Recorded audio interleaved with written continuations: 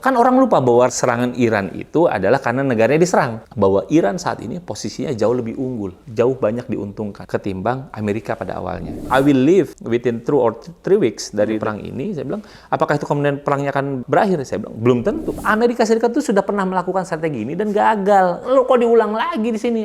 Iran ini ceritanya beda. Dulu Iran itu terpecah. Ada kelompok oposisi dan ada kelompok pemerintah. Ketika ada perang, yang oposisi pun dukung, nggak suka dengan intervensi asing. Iran sekarang itu nggak terbelah, justru nasionalismenya bangkit, menyatu karena perang.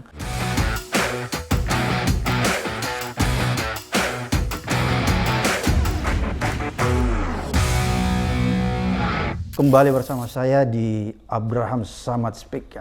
Netizen, hari ini saya menghadirkan tamu yang luar biasa. Ini sahabat kita semua. Beliau adalah pengamat militer dari Universitas Paramadina, Bang Dr. Anton Ali Abbas. Assalamualaikum. Waalaikumsalam, Bang. Sehat, Bang Anton? Alhamdulillah sehat, Bang. Berseri-seri Bang Anton, walaupun sebenarnya kita masih prihatin ya. Betul. Karena perang masih berkecamuk. Banget. Kalau nggak salah nih Bang Anton, tadi saya lihat berita bahwa kelihatannya Iran sudah mulai mau menyetujui gencatan senjata yang diajukan para penengah ya. Dan ada beberapa poin yang menjadi catatan saya yang kelihatannya kalau dilihat bahwa gencatan senjata ini disetujui oleh Iran karena sepertinya Iran diberikan porsi yang luar biasa. Mungkin saya salah, silakan Bang Anton menjelaskan lebih detail. Apa benar nih pengamatan saya bahwa akhirnya Iran mau karena Iran ibaratnya kalau kue dapat banyak nih dari gencatan senjata. Bahwa jelas kalau kita runtut perangnya dulu, Bang. Dari 28 itu kan perang terjadi ketika sedang ada negosiasi yang difasilitasi oleh Oman. Gitu ya. Jadi dengan kata lain kalau Iran tuh selalu bilang kami itu backstep, kami itu ditusuk dari belakang. Kami lagi mau bernegosiasi tapi tiba-tiba kami diserang. Satu. Kedua, sepanjang serangan kami itu dituntut untuk dilucuti nuklirnya, senjatanya, gitu ya. Semua dilucuti ya? Semua dilucuti, semua dilemahkan. Bahkan kami disuruh ganti rezim lah segala rupa, gitu. Dan prosesnya panjang, bahkan sampai terakhir minggu lalu Kemenlu Amerika Serikat itu bilang ini 4 target dari perang ini.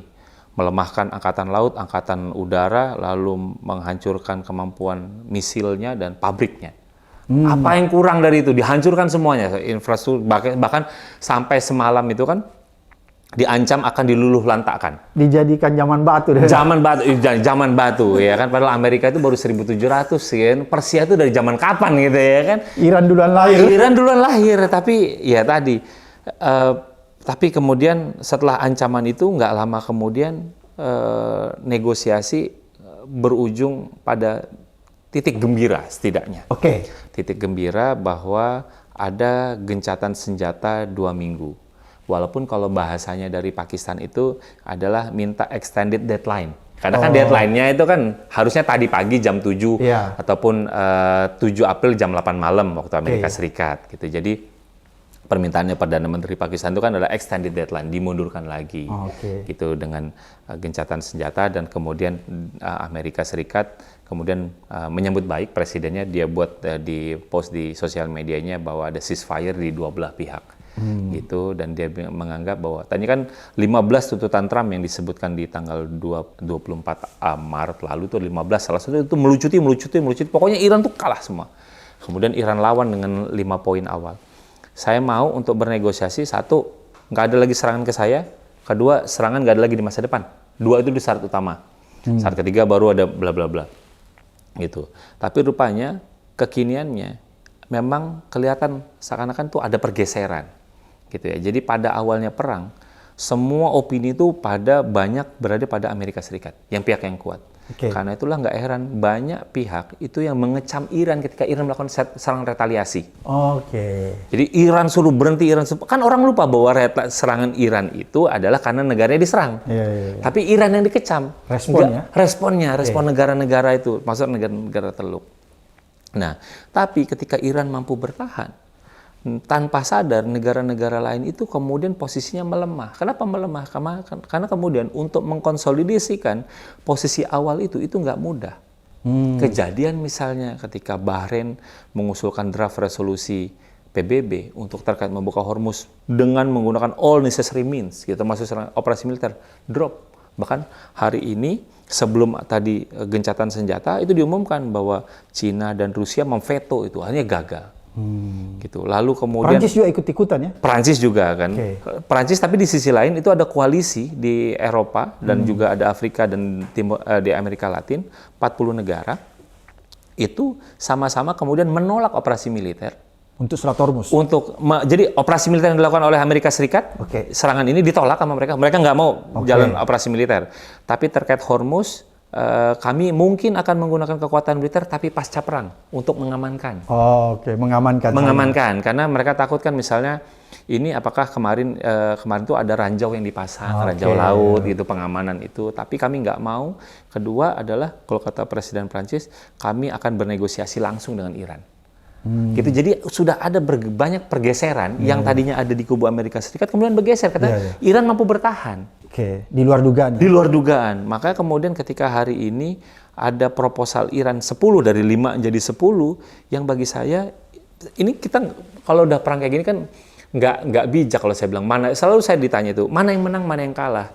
Saya bilang kalau ngomong perang apa iya saya harus bilang Iran menang di saat pemimpin tertingginya meninggal. Banyak orang yang meninggal di sana. Masa saya bilang itu adalah kemenangan? Kan nggak mungkin saya bilang. Tapi saya kan selalu bilang adalah kata keunggulan. Bahwa Iran saat ini posisinya jauh lebih unggul, jauh banyak diuntungkan. Kenapa? Karena pada awalnya sebelum perang ini, Hormuz itu memang kan selalu cuma Iran bilang, nanti saya akan ganggu. Tapi kan dia nggak pernah menutup. Orang bebas saja? Orang bebas aja lewat. Dia nggak pernah ngutip pajak dan lain-lain. Padahal secara hukum internasional itu wilayah Iran. Wilayah Iran, tapi memang karena itu jalur perdagangan internasional kan nggak boleh diganggu. Memang harus orang negara yang memiliki itu harus mampu untuk mengamankan jalur itu. Iran nggak pernah ganggu. Tapi pasca perang ini kemudian Iran menunjukkan bahwa ini adalah wilayah saya, ini adalah kedaulatan saya. Itulah yang kemudian jadi materi negosiasi dalam 2 minggu ini.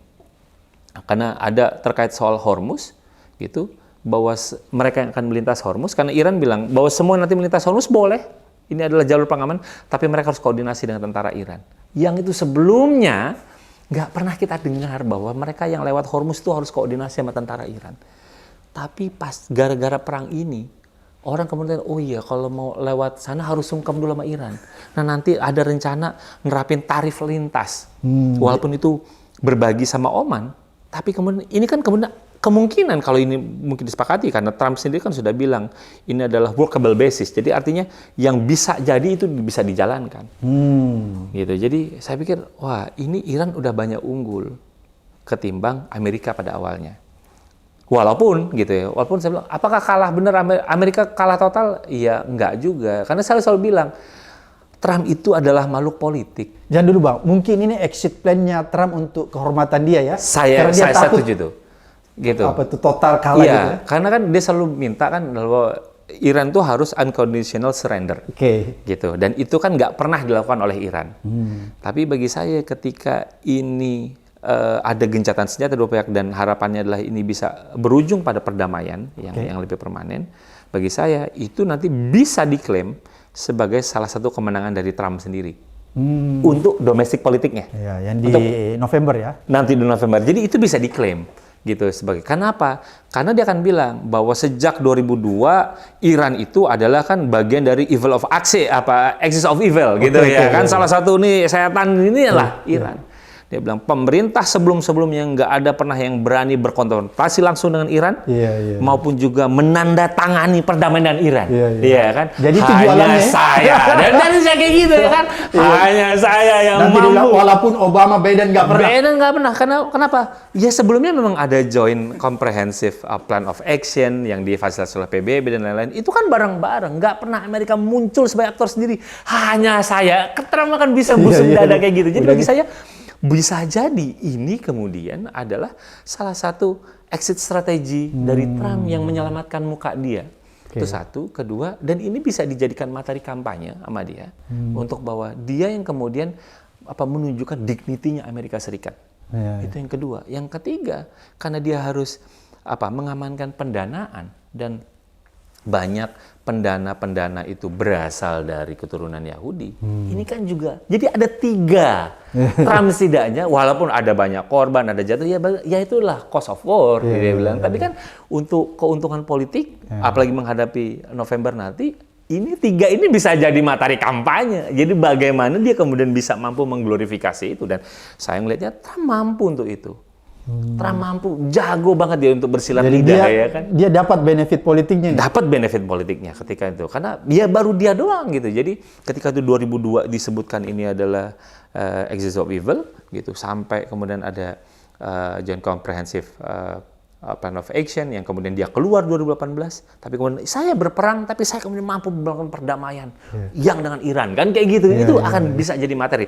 Terlepas nanti orang, wah itu ada banyak kalah, biarin aja gitu. Tapi bagi Trump, kepentingan politik jangka pendeknya dia bisa mengamankan itu. Menarik tadi Bang Anton ya, singgung-singgung bahwa sebenarnya kalau kita bicara perdanaan politik di Amerika itu banyak ditopang oleh kaum Yahudi ya. Kalau kita lihat gencatan senjata yang akan dilakukan Amerika dan Iran ini kan tidak melibatkan Israel. Itu gimana tuh ke depannya? Nah, ini yang memang saya juga tadi pagi dapat dapat kabar bahwa ada salah satu pejabat Amerika Serikat itu yang Joe Ken itu adalah mantan direktur untuk kontraterorisme gitu. Dia langsung bilang bahwa yang khawatirnya yang mengganggu proses perdamaian ini adalah Israel. Gitu. Karena apa? Karena memang targetnya Israel itu tidak tercapai. Gitu. Karena sampai sekarang kan militer Iran masih tetap bisa melakukan perlawanan. Bahkan semakin kuat ya? Semakin kuat. Bahkan kalau misalnya kami coba untuk cari data gitu, misalnya dari 28 Februari waktu itu sampai 19 Maret kemarin. Itu memang grafiknya pada awalnya itu turun. Sampai awal Maret. Jadi serangan dari misail dan drone. Jadi dari 28 Februari sampai sekitar 6 Maret, minggu pertama itu turun. Tapi kemudian beranjak naik sampai 19. Artinya apa? Klaim yang selama ini bilang bahwa Iran lumpuh, Iran berhasil dikalahkan, decimated dan lain-lain, enggak. Ini frekuensinya naik. Jadi grafiknya naik ya? Grafiknya naik gitu. Jadi ini yang kemudian bagi saya ngelihatnya bahwa ya Israel ketika mereka akan selalu akan jadi terancam dengan Iran ketika Iran gagal untuk ditaklukkan, gitu. Jadi sangat mungkin kemudian Israel entah itu nanti dia bisa menyabotase. Karena saya bilang ketika Presiden Trump bilang I will leave within 2 or 3 weeks dari perang ini, saya bilang apakah itu kemudian perangnya akan berakhir? Saya bilang belum tentu. Kenapa? Karena pihaknya ada 3 nih minimalnya. Ada Amerika plus Israel. Jadi itu udah 2 pihak plus Iran. Walaupun Iran ada kroni-kroninya, ada proksinya. Tapi ketika Amerika yang kabur, Israel tetap melakukan serangan, ini perangnya akan masih terjadi. Jadi menurut Mas Anton, misalnya kalau Israel tidak dilibatkan, masih bisa terjadi nih perang antara masih Iran bisa dan terjadi. Israel. Jadi bagaimana kemudian Amerika Serikat itu melakukan kendali terhadap Israel? Karena kalau Iran itu dilihat dari sejarahnya, bahwa Iran itu apa yang dilakukan Iran, itu dia tidak akan melakukan serangan kalau dia tidak diserang. Jadi Iran itu tidak melakukan preemptif. Gitu. Jadi kan kalau Amerika ini terkenal nih preemptif. 2003 sama Irak dia preemptif. Yang ini juga preemptif. Gitu. Belum ngapa-ngapain orang diserang. Nah, tapi Iran ini tidak. Iran jadi punya. kalau saya pakai bahasa itu Amerika dan Israel itu agresor. Agresor gitu, kan, dia menyerang kan? Dia menyerang gitu. Nah, Iran ini tipikalnya adalah dia bertahan. Kalau orang tidak menyerang saya nggak akan menyerang dia. Itu dilakukan perang 12 hari tahun lalu. Ketika serangan berakhir kepada Iran, ya Iran juga nyetop serangannya. Gitu. Jadi saya mencoba memahami ya, karena bagaimanapun juga kan produksi senjata itu kan nggak sehari 2 hari. Gitu. Kenapa nggak saya nyimpen gitu ya? Kan jadi Iran cenderung untuk tidak mau melakukan eskalasi. Ya kalau misalnya memang sudah deeskalasi, ya udah deeskalasi saja. Makanya catatannya dari Menlu Iran hari ini ketika merespon perdamaian itu, dia bilang iya, ceasefire, gitu, gencatan senjata itu akan berlangsung sampai ketika mereka tidak menyerang kami. Jadi kalau mereka menyerang kami, artinya saya akan serang lagi, gitu. Jadi dia menghormati posisi itu. Jadi ketika Trump sudah bilang bahwa ada gencatan senjata, kemudian Menlu-nya juga membuat catatan, gitu loh. Iya, gencatan senjata itu terjadi. ketika mereka tidak menyerang kami. Ketika serangan itu berhenti, kami akan memberikan catatan senjata. Jadi, artinya apa? Artinya posisinya Iran menghormati kesepakatan itu. Jadi dia tidak mau membuat ulah. Jadi dia ingin menunjukkan bahwa bukan saya yang buat ulah, mereka yang buat ulah. Tapi kalau mereka berhenti berbuat ulah, kami juga berhenti kok untuk membalas. Dan ini kan ada pengalaman ya di masa lalu ketika perjanjian itu sudah disetujui, Amerika selalu melanggar ya kayak selalu. Itu yang jadi membuat Iran trust-nya agak berkurang ya. Betul. Bang, apakah perjanjian gencatan senjata ini juga mengikat secara tidak langsung Israel? Nah, ini yang semestinya kalau Israel itu bagi saya sih itu nanti tergantung dari posisi Amerika Serikat. Gitu. Bagaimana Amerika Serikat mampu mengendalikan Israel, karena bagaimanapun juga dalam operasi, termasuk juga rencana operasi darat, Israel itu nggak akan kirim pasukan darat. Israel itu cuma bantu-bantunya ya, bantu-bantu untuk melihat pakai teknologi dari jauh lah gitu loh. Jadi ini anak tengil tapi kita maju ke depan, dia suruh kamu aja gitu yang berani gitu. Saya tetap di belakang, terus saya bantu kamu gitu kan, tipikalnya kayak gitu. Tapi apakah kemudian nanti akan lama? Nah, ini tadi yang memang dari awal ketika ini difasilitasi sama Pakistan, Turki dan Mesir, Iran ini kan masih maju mundur. Dan bahkan secara publik dibilang nggak ada negosiasi karena simpel bagi dia. Ini kalau Amerika cuma buat janji sama saya, ini untuk diingkari besar nih. Abang siapa saya? Mereka kan nggak pernah nganggap kedaulatan saya ada atau nggak. Buktinya mereka serang. Karena itulah bagi saya kemudian negosiasi entah apa namanya. Saya sih duganya ada pembicaraan tertutup antara Amerika Serikat dengan Cina dan Rusia untuk kemudian dua negara yang penopang Iran ini meyakinkan Iran. Jadi assurance yang diberikan oleh Amerika itu bukan langsung pada Iran, tapi pada sekutunya Iran. Itulah kenapa misalnya, kenapa ada indikasi itu? Karena misalnya ketika Presiden Rusia Putin itu pernah menelpon Presiden Iran ketika pada awal-awal perang. Mereka mencari gimana cara penyelesaiannya. Sudah ditelepon, nggak lama kemudian Trump menelpon Putin. Minta juga bantuan untuk cari jalan keluar. Dan apa yang diberikan oleh Trump kala itu, Trump itu langsung ngasih gula-gula sama Putin. Apa saya bilang gula-gula? Karena Rusia itu kan disanksi sama Amerika Serikat. Nggak boleh ada yang beli minyak dari Rusia. Ini langsung Eropa bisa beli dari dia. Dari itu, kenapa? Amerika langsung, saya cabut ya sanksinya, embargonya. Langsung dikasih gula-gula. Gitu. Jadi saya pikir ketika karena dianggap Rusia udah berjasa nih. Rusia udah berjasa gitu. Jadi ya bukan berjasa tapi minimal saya bisa bujuk-bujuk. Saya serius gitu loh ya kan. Itulah kenapa sebelum gencatan senjata ini kan terjadi dulu di New York. Bagaimana draft resolusi yang diajukan Bahrain itu diveto sama Rusia dan Cina. Baru tuh abis itu ada informasi ada gencatan senjata, minta extended deadline 2 minggu. Jadi itu sebenarnya ada rangkaian bagi saya yang negosiasinya itu yang dua ini melibatkan negara besar ini di belakang layar, yang di depan layar ini kelihatan. Jadi resolusi itu diveto, itu dijadikan alat bargaining ya? Alat bargaining. Kenapa kalau nggak itu ya ini? Karena bagi Iran simpel. Ini trustnya sama Amerika Serikat itu rendah. Kan selalu dibilang sama pihak Iran. Kami itu lagi negosiasi ditusuk dari belakang. Gimana kami mau percaya? Kami nggak mau ada negosiasi. Karena itulah bagi saya kemudian keterlibatan negara besar itu menjadi krusial dalam hal ini. Karena untuk memberikan jaminan. Jadi Iran itu ya yang didengar pasti negara besar. Dalam hal ini ya Cina sama Rusia lah yang memang selama ini bantu Iran ketika masa-masa sulit. Kalau yang lain mungkin masih kurang didengar ya? Ya ketika masa sulit, Iran itu kan diembargo dari tahun 80-an. Sudah gitu. 40 tahun lebih. 40 tahun lalu. Tapi senjata Iran canggih-canggih sekarang, kalau nggak dibantu sama Cina sama Rusia, emang dari mana lagi? Gitu. Jadi kan pastinya gitu. Jadi di masa sulit Iran punya teman, ketika temannya itu bilang, udah berdamai aja, ini saya jamin. Bagi saya mungkin itu kemudian. Gitu. Jadi ada negosiasi yang kemudian di belakang layar yang nggak kelihatan. Tapi bagi saya itu ada rangkaian peristiwa yang nggak bisa kita lepas. Tidak bisa tiba-tiba begitu. Nggak bisa tiba-tiba begitu. Oke Bang, ini kan Rusia dan China ini menjadi orang yang berjasa bagi Iran, tanda petik, ketika di embargo. Tapi banyak juga kalangan menganalisa bahwa sebenarnya ketika pecah perang Iran, Amerika, Israel, yang diuntungkan juga Rusia sama Cina. Apa kira-kira analisis itu betul? Benar. Kalau benar. Jadi kalau soal Rusia jelas dapat untungnya. Tadi gula-gulanya langsung dapat sanksi. Kenapa? Sanksi dari perang udah jelas itu dapat untung. Bahkan Indonesia juga bilang nanti kita beli minyak dari Rusia. Kan gitu kan? Iya. Jadi dia udah dapat jelas dapat keuntungan. Gitu. Buktinya Trump yang nelpon ke Putin. Ya, dan itu Trump kan ngakuin. Bukan Putin yang ngakuin pertama kali, tapi Trump yang ngakuin bahwa dia sudah ada percakapan melalui telepon dengan Putin. Oke. Udah jelas dapat keuntungan. Nah, bagi Cina apakah dapat? Bagi saya kalau Cina itu potensinya menjadi juga besar. Kenapa? Selama ini kalau kita bicara tentang kawasan Timur Tengah, itu kan mereka bergantung banget sama namanya Amerika Serikat. Tapi dengan hari ini banyak serangan yang masuk ke sana, fasilitas Amerika Serikat banyak yang hancur, senjata banyak yang drop. Terus kecanggihannya serangannya Iran itu kan juga nggak tiba-tiba. Pasti kan ada alat bantunya. Siapa mata di langit yang bisa membantu itu? Salah satu teknologi yang paling bagus itu namanya Cina. Kenapa kok dia bisa presisi serang di sini, serang di sini, serang di sini? Emang nggak ada alat bantunya? Pasti ada alat bantunya. Yang memandu dia punya titik koordinat itu, gitu.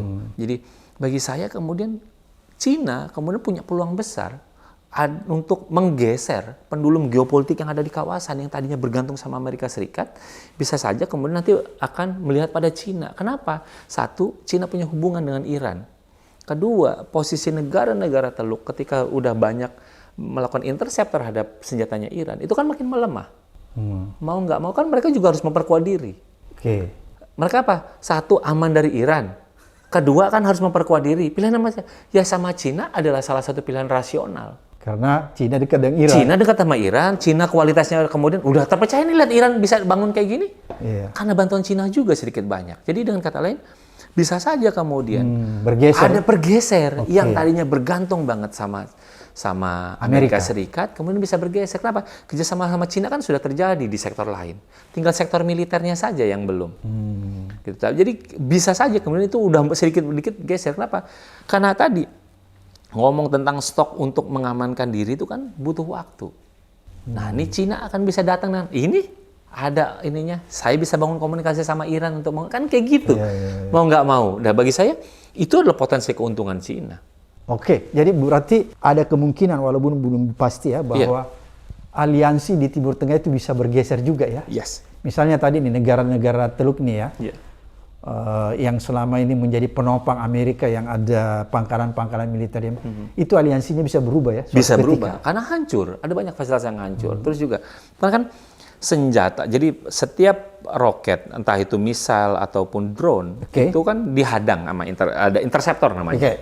Nah, kesuksesannya itu sampai minggu pertama Maret itu selalu diklaim 90%. Bekerja, berhasil untuk jadi yang masuk itu cuma sedikit.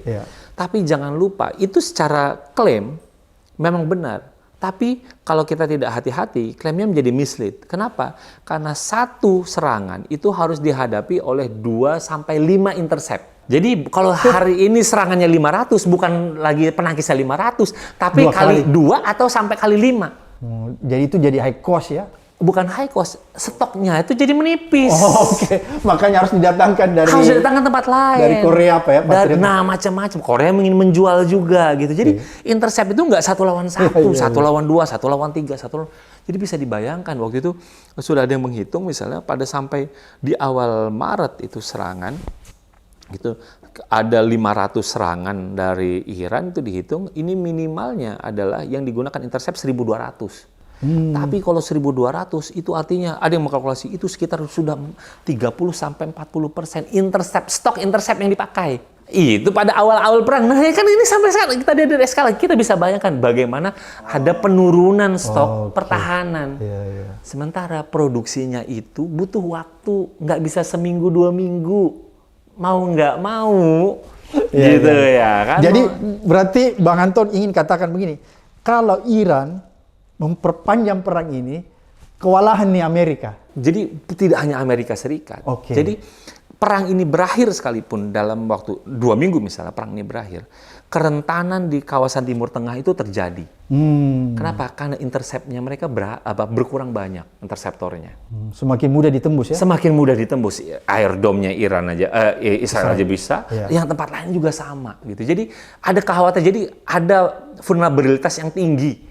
Ngomong tentang, makanya karena itu saya bilang karena kalau kita kan selalu masih menduga apakah nanti berani menggeser misalnya Arab Saudi, Bahrain ini akan berani untuk menggeser, kan kita juga belum tentu. Karena akan ada hitung-hitungannya. Tapi melihat kesal mau nggak mau ketika pilihannya, kalau misalnya Cina itu memberi, nih kalau mau pakai saya, ini sama, nih Shahid ini bisa diituin gitu. Kualitas sama. Kualitasnya sama misalnya untuk itu, dan stoknya ada banyak, ya mau nggak mau kan pilihannya itu kemudian akan berpaling ke sana. Jadi bagi saya ketika perdamaian nanti dalam 2 minggu ini kalau dia bisa tercapai, kerentanan keamanan, kondisi keamanan di Timur Tengah itu tetap terjadi. Kenapa? Karena pertahanan mereka menipis. Dan itu real. Walaupun Iran dibilang hancur angkatan laut, angkatan udara, serangan mereka masih valid. Mereka masih pernah ngetes ketika misalnya Amerika menggunakan pangkalan militer Diego Garcia milik Inggris, itu jaraknya 4.000 km. Sampai pernah dites walaupun nggak berhasil, tapi dites. Jarak jangkau ya? Jarak jangkaunya. Ini bukan soal keberhasilan, tapi dites dulu. Oh, kalau dia nyampe ke sana, dia tinggal saya perbaikin.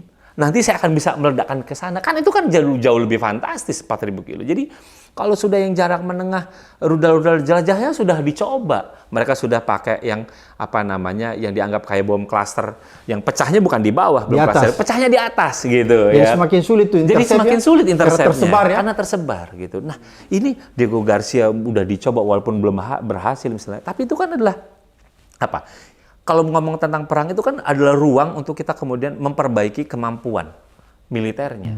Uji coba semua dicoba. Nah, ini berhasil, ini yang gagal, ini yang perbaikan kan gitu. Buktinya apa? Buktinya drone Shahid Amerika yang tadinya dipakai yang tinggi, kemudian dia pakai reverse engineering lagi. Yang murah juga, dia meniru juga nih. Jadi bisa kita bayangkan gitu. Ke depan itu bahwa Anda ngomong tentang bahwa harus yang canggih dan lain-lain, Iran sudah membuktikan. Nggak usah canggih-canggih banget. Itu drone kamikaze itu murah, jauh lebih murah dibanding yang drone yang lain. Akhirnya Amerika juga niru. Kalau gitu kita butuh juga yang massal yang kayak gini. Kan gitu. Jadi ada banyak kemudian, karena saya pengkaji, jadi bagi saya ya memang perang harus kita prihatinkan, tapi untuk kajian ini menjadi menarik untuk kita lihat bagaimana kemudian ada wajah-wajah, ada perkembangan-perkembangan yang bisa kita ikutin lagi, kita cermatin lagi gitu. Jadi ada kondisi yang vulnerable di kawasan, mau nggak mau itu nanti mereka harus berhitung tetap bergantung sama Amerika atau tidak gitu. Nah, itu yang kemudian termasuk juga Eropa gitu. Kalau misalnya Trump kan sudah bilang, saya ingat nih Prancis ngomong apa, saya ingat Inggris nggak mau bantuan, gitu saya ingat. Kalau dia narik diri dari NATO, konsekuensinya kayak gimana, kan jadi menarik. Bagaimana kemudian ada lagi-lagi ketidakpastian politik internasional pasca dari perang ini. Jadi dampaknya sangat meluas. Ada yang unggul, ada yang mendapat keuntungan iya, tapi ada yang uncertain iya, ada yang vulnerable iya, jadi ada banyak nih. Jadi ketika kita bicara tentang new normal pasca perang ini nanti akan ada banyak variasinya. Oke, jadi banyak hikmah di balik perang ini ya, Mas Anton ya, bahwa negara-negara yang selama ini menganggap dirinya superpower lah, katakanlah Israel yang selama ini kita anggap luar biasa, ternyata itu cuma mitos ya, karena bisa ditembus. Iya, gitu, kenapa saya katakan mitos? Rupanya mudah banget ditembus oleh Iran kan? Iya. Jadi ini pelajaran bagi kita semua. Harusnya ini dipetik pelajaran dari sini Indonesia ya. Iya, karena salah satu misalnya yang menjadi menarik, bagaimana Iran tidak tergantung dengan pemimpin. Jadi mereka memang punya namanya sistem pertahanan mosaik. Jadi sistem pertahanan mosaik itu adalah adanya desentralisasi. Iya.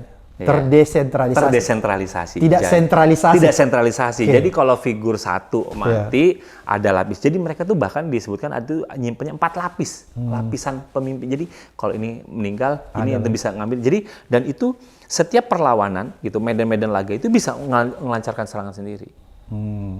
Jadi dia bisa datang dari beberapa provinsi, bukan tersentralisasi di satu kawasan. Nah, ya itu tadi. Makanya saya bilang kalau lesson learn-nya, dan Iran itu kan menguji coba itu kan semenjak misalnya diuji cobakan lagi dari tahun lalu gitu. Jadi tahun lalu dia mempersiapkan itu. Gitu bagaimana kemudian dia uji coba Air Dome yang segala rupa gitu ya. Dicoba gitu. Jadi bagi saya salah satu yang mungkin kita pelajari adalah mungkinkah kita kemudian desentralisasi sistem pertahanan kita? Model kayak apa? Karena apa? Karena ketika misalnya kita nggak punya mata dari langit, gitu ya kan, ini Iran kan dihancurin semua. Iya, kita nggak punya mata dari langit. Apa yang akan kita lakukan? Ketika misalnya pemimpin elit-elitnya kita sudah dibunuh, apakah kita masih tetap bisa melakukan perlawanan? Karena dekapitasi, jadi membunuh elit itu adalah salah satu pilihan singkat biasanya. untuk menghentikan perlawanan. Untuk melemahkan ya? Untuk melemahkan. Tapi Iran membuktikan enggak, ini adalah bukan solusi. Kenapa Iran sampai sekarang, sampai kemarin, itu masih bisa melakukan perlawanan. Meskipun siapa yang Anda sebut itu sudah meninggal dihajar. Tapi masih bisa melakukan perlawanan. Bahkan lebih kuat perlawanannya? Bahkan lebih kuat dari perlawanan. Jadi bagi saya, saya pikir satu, soal teknologi murah itu tidak melulu kemudian salah, jelek. Oke. Gitu. Itu salah satu bisa jadi kita pelajari. Oke. Kedua adalah bagaimana struktur militernya. Itu menjadi menarik. Gitu, bagaimana ketidaktergantungan terhadap pemimpin. Desentralisasi mungkin nggak tepat kita nih. Iya boleh kita perdebatkan itu, tapi bagian yang mana kemudian kita bisa adaptasi. Bagi saya menjadi penting.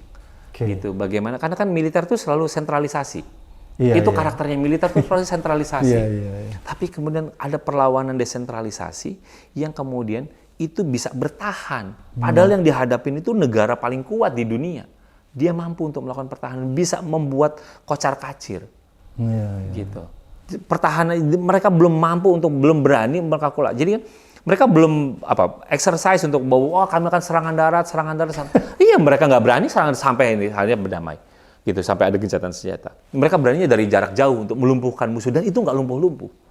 Jangan dulu, berarti Bang Anton ingin katakan sebenarnya ini Amerika menghitung juga ya sehingga menawarkan cepat yang namanya gencatan senjata, karena kalau dia melakukan misalnya serangan darat itu lebih besar cost-nya ya? Cost-nya bisa lebih besar karena nanti akan ada mau operasi model apa gitu, itu akan ada banyak pilihannya. Tapi potensi cost-nya membengkak itu jauh. Jadi yang paling visible itu menangnya belum tentu, tapi ongkosnya udah pasti. Gitu. Jadi kalau kemenangan singkat ya mungkin kan di atas kertas jago. Tapi apakah itu melemahkan? Jawabannya belum tentu. Misalnya Trump kemarin misalnya, saya akan hancurkan jembatan, saya akan hancurkan pembangkit listrik. Jembatan udah dihancurin. Walaupun jembatannya juga yang belum dipakai ya kan. Tapi pembangkit listrik, saya bilang, Trump lupa baca sejarah Amerika Serikat melakukan serangan. Mau dari perang Korea tahun 50-an, lalu perang Vietnam, lalu sampai misalnya perang Irak pertama, Desert Storm gitu misalnya. Amerika Serikat itu menghancurkan power plant. Tapi apakah kemudian lawan tunduk? Jawabannya enggak. Justru lawan itu punya bangun aliansinya, dan aliansinya jauh lebih kuat. Justru yang terdampak itu adalah masyarakat. Kalau masyarakat terdampak yang artinya makin benci itu sama pihak Amerika. Jadi justru ada bumerang gitu. Jadi ketika saya bilang nggak akan melemahkan ini. Ini Amerika Serikat itu sudah pernah melakukan strategi ini dan gagal. Kok diulang lagi di sini? Iran ini ceritanya beda. Hari ini itu dulu Iran itu terpecah. Ada kelompok oposisi dan ada kelompok pemerintah. Ketika ada perang, yang oposisi pun dukung, nggak suka dengan intervensi asing. Jadi titik. Jadi itu karakter orang Iran ya, nggak suka diintervensi. Kenapa? Karena kemudian ketika misalnya ini yang jadi guyonan, ketika mereka ada pilot pesawat yang tembak jatuh, gitu, yang kemudian pilotnya dibantu, mereka kaget bahwa orang Iran itu ternyata bawa handgun, bawa pistol kecil, itu nembakin. Jadi saking bencinya sama mereka. Gitu. Jadi artinya apa? Jadi Iran sekarang itu nggak terbelah, justru nasionalismenya bangkit. Menyatu gitu. Karena perang. Jadi memang salah hitung ya? Salah, mereka nggak nyangka gitu. Bisa jadi nggak nyangka, atau saya selalu satu adalah nggak nyangka kalau misalnya negatifnya, tapi positifnya memang cuma pengen buat kacauan aja. Gitu, targetnya ya udah Khomeini meninggal aja. Padahal Ayatullah lah gitu loh, yang memang anti terhadap pengembangan senjata nuklir, itu kan salah juga. Jadi kalau sekarang apakah Pak Mojtaba ini akan pro terhadap nuklir, kita belum tahu. Tapi kalau Ayatullah dulu, Khamenei itu jelas standpoint-nya. Dia anti terhadap pengembangan senjata nuklir. Sebenarnya terlepas Anda suka atau tidak suka sama rezim itu, sebenarnya ada safety blanket-nya yang namanya pemimpin tertinggi. Tapi kemudian pemimpin tertinggi itu dibunuh sama mereka, ya sekarang udah nggak ada siapa yang mau perlu. Ya udah, kita sekarang penting untuk punya pengembangan senjata nuklir, gitu misalnya. Nah itu kan jadi repot justru. Jangan-jangan Mojtaba ini jauh lebih keras ya? Ya kalau saya selalu refleksinya gini, Bang. Apa iya saya nggak keras ketika orang tua saya dijadi korban, keluarga saya jadi korban, kedukaan saya itu pasti sudah mendarah daging. Yang menjadi pemaaf itu memang Tuhan. Manusia kan pengingat. Ya saingan nih sampai membunuh ya. Jadi wajar ya. Jadi wajar. Manusiawi. Kalau manusiawi ketika ada kemarahan yang luar biasa dari seorang pemimpin Iran, dan itu kan menjadi sulit kita untuk bagaimana kita bisa mengobati healing orang yang sedih berlapis-lapis kayak gitu kan berat. Iya. Gitu. Mojtaba itu kan bukan pemimpin yang di depan layar. Orang kan menebak-nebak dulu Mojtaba ini di mana. Gitu. Tapi ketika jadi pemimpin kan orang jadi menebak-nebak nanti gayanya kayak apa.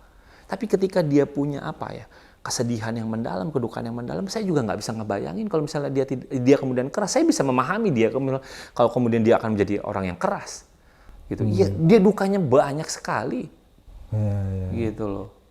Ya saya kemudian refleksi, ya kalau orang tua, keluarga hancur, masa saya nggak dendam? Manusiawi. Justru kalau enggak bukan manusia. Bukan manusia kata dia, ya kan yang pemaafnya Tuhan, gitu. Saya manusia. Jadi menurut Bang Anton bahwa sebenarnya kalau kita lihat problem perang ini belum selesai ya, masih banyak yang tersisa ya. Masih banyak yang tersisa. Dengan gencatan senjata tidak bisa kita artikan bahwa ini sudah selesai ya. Belum gitu. Jadi karena kan masih terus akan diupayakan, dan kalau misalnya memang 10 ini yang direalisasikan, maka benar nanti akan ada new normal ketika kita bicara Selat Hormuz dan gitu. Karena kemudian kan ada tarif dan lain-lain.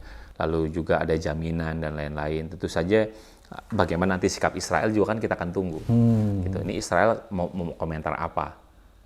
Gitu. Apakah kira-kira begini Bang, kita berandai saja kalau misalnya Israel tetap menyerang dan Iran membalas, nanti Amerika bilang gitu bahwa itu tidak bagian dari gencatan senjata. Bisa nggak dia ngomong begitu? Enggak bisa dia untuk lepas begitu saja sebenarnya. Karena itulah kemudian sebenarnya jadi tanggung jawab Amerika untuk bisa mengontrol Israel. Bahwa memang yang namanya perjanjian damai itu kan bisa saja kemudian berakhir ketika ada salah satu pihak yang menarik diri. Jadi memang bisa saja kemudian dia nggak long last, bisa. Karena saya ingat begini Bang, waktu awal pertama kan Israel yang menyerang. Ya. Sempat ada bantahan dari Amerika bahwa itu yang menyerang pertama Israel, kan gitu, kira-kira gitu. Apakah ada kemungkinan nanti terjadi lagi seperti itu? Karena Iran sendiri juga melihat itu kan satu paket sebenarnya. Satu paket. Gitu. Jadi dia menyerang Israel, dia menyerang tempat Amerika Serikat. Jadi kan serangan-serangan yang paralel sebenarnya.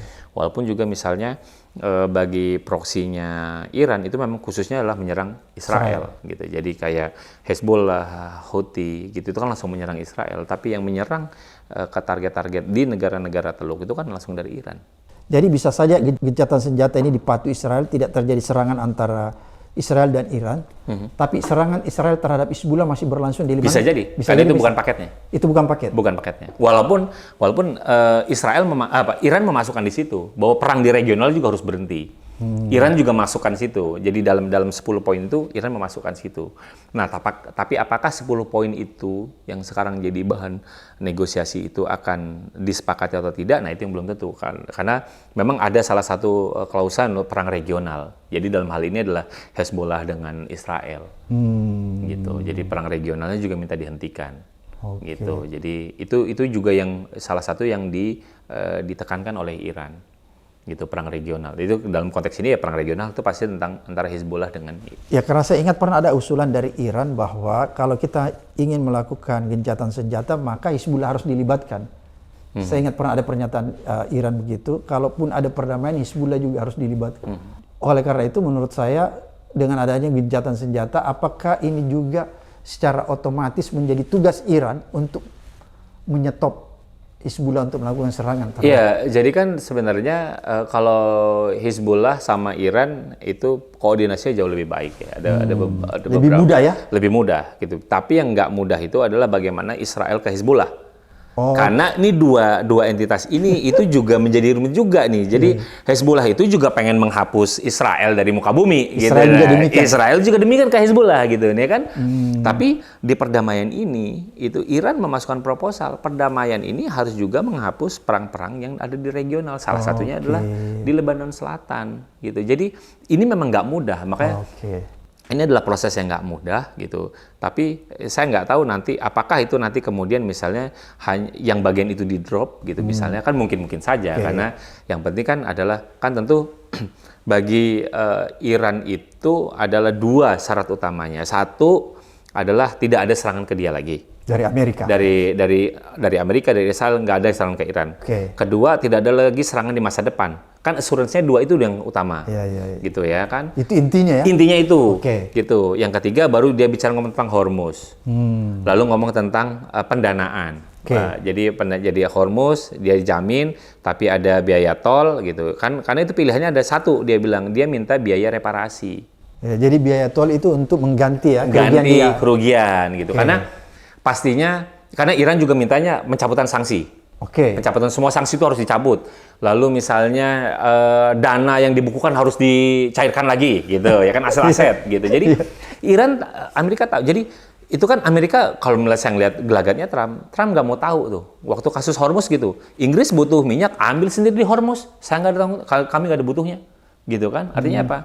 Kemungkinan ketika Iran mengajukan permintaan untuk biaya ganti rugi, Amerika ya enggak lah, ngapain? Minta aja sama yang lain gitu. Jadi bisa jadi kemudian gitu, ya udahlah, saya narif ini ya, gitu. Tarifin ini ya. Bagi 2 sama Oman, tapi ini biayanya untuk ini. Jadi alasan kemudian saya bisa mencoba memahami gitu lalu pikirnya kenapa kemudian biaya lintas itu kemudian akan dibebankan gitu loh. Kenapa? Karena Iran butuh duit pembangunan. Gitu. Merekonstruksi kembali dan Amerika nggak mau tahu gitu loh. Ya udah dari situ aja, sama dari aset-aset yang dicairkan dan juga pencabutan sanksi. Dan itu bagi saya sih ngelihatnya hitungan matematisnya Iran mungkin akan mau. Jadi ketika nanti Hezbollah sama Israel nggak masuk, ya nggak apa-apa. Nanti tinggal mereka bantu di bawah tangan aja, udah serang terus gitu, ya kan gitu. Yang penting sama Irannya aman. Oke, berarti di dalam proposal ini juga mungkin nanti termasuk bahwa Iran sudah tidak diperketat lagi terhadap pengayaan nuklirnya. Nah ini yang saya masih belum dapat verifikasi. Ada satu yang menyebutkan bahwa poin bahwa Iran boleh tetap melanjutkan di bawah rezim non-nuklir non-proliferation treaty gitu ya. Itu boleh gitu. Tapi ada juga yang menyebutkan lah ini tidak masuk. Karena memang dari awal tuntutan Iran, 5 tuntutan Iran ketika merespon 15 tuntutan dari Trump, itu memang cerita tentang nuklir memang nggak pernah ditaruh di atas kertas. Nggak mau disinggung ya? Nggak mau disinggung. Jadi mungkin itu dibiarkan status quo. Kenapa? Karena kan memang dari awal sebelum perang ketika di Oman, Iran itu mau mendengarkan apa permintaan ini dari pihak sana gitu. Oh, harus melibatkan PBB, pengawas nuklir dan lain-lain gitu. Jadi Iran sedikit banyak membuka itu ruang negosiasi di tempat lain. Tapi saya sampai siang ini saya masih belum dapat kabar apakah itu poin yang itu benar masuk atau nggak masuk. Karena kalau benar masuk itu jadi bagian dari perjanjian ini, itu jelas pukulan telaknya bagi Israel. Dan saya juga jadi sanksi kalau misal itu sampai ditandatangani, Israel itu pasti akan menolak itu, karena lebih baik jangan ditulis di atas kertas lah gitu kan, dan kasarnya kan kayak gitu. Karena kalau ditulis di atas kertas, waduh itu sama aja membolehkan mereka buat senjata nyerang saya kan gitu. Iya, mereka nggak nyerang langsung, kalau mereka kasih Hizbullah gitu kan kayak gitu. Kan itu jadi saya masih belum konfirmasi apakah itu masuk atau tidak masuk gitu dalam 10 poin negosiasi itu yang dalam harapannya adalah 2 minggu ini bisa selesai. Oke, Bang Anton, apa yang menjadi catatan penting nih bagi kita semua? Jelas satu bagi saya, ketika nilai perang ini memang baiknya jangan menilai pakai hati ya. Karena kalau pakai hati itu nanti kita repot. Apalagi kalau misal pemerintah pakai hati, aduh jadi repot gitu ya. Karena yang harus kita kedepankan adalah kalau misalnya dari pemerintah, kepentingan nasional kita apa? National interest kita ya. National interest kita apa? Gitu. Itu satu. Kedua, apa yang kita bisa lihat lagi bahwa tidak selamanya yang kuat itu menang dan yang kecil itu akan kalah. Itu yang paling penting. Iya, tapi bagaimana resiliensi itu menjadi penting. Kemampuan kita bertahan menjadi penting. Kekuatan kita bertahan itu menjadi penting. Dan itulah bagi saya value-nya Iran ketika dia sebagai seorang bangsa Persia yang bisa tetap dijaga sampai sekarang. Mampu mereka untuk melakukan perlawanan, bertahan dan lain-lain itu bisa menjadi sekarang. Dan itu bagi saya pelajaran yang penting bahwa value memang kelihatan seperti abstrak, tapi Iran sudah menyontohkan itu nggak abstrak loh ketika dalam sebuah krisis. Iran itu sudah berapa lama dapat embargo, diperangin sekalipun, tapi tetap bisa bertahan. Luar biasa. Gitu. Itu bagi saya menjadi penting untuk kita berkaca dari sini bahwa yang kecil itu bisa kok untuk kita menjaga endurance sepanjang kita memang bertahan sama nilai, bertahan sama memang bahwa ini adalah kita. Gitu. Jadi saya ngelihatnya seperti itu. Jadi itulah kenapa ketika sebelumnya terpecah kemudian menjadi bersatu. Gitu. Jadi bagi saya itu menjadi penting untuk kita ngelihat ya. Jadi tidak selamanya bahwa yang kecil itu akan selalu mudah ditindas, enggak. Ini Iran sudah menunjukkan sesuatu bagi kita. Tidak selamanya yang mahal, unggul segala rupa yang selalu enggak. Dia bilang enggak mudah untuk menundukkan sesuatu. Sepanjang kita punya nilai, punya kemampuan, punya resiliensi daya tahan. Itu Bang Samad. Oke, luar biasa Bung Anton. Mudah-mudahan apa yang Bung Anton sampaikan ini mengedukasi kita semua. Amin, amin. Mencerahkan, dan ada satu hal yang paling penting. Keberpihakan kita terhadap sebuah value. Yes. Nilai, seperti yang dilakukan Iya, iya. Sampai ketemu di episode berikutnya di Abraham Samad Speak Up.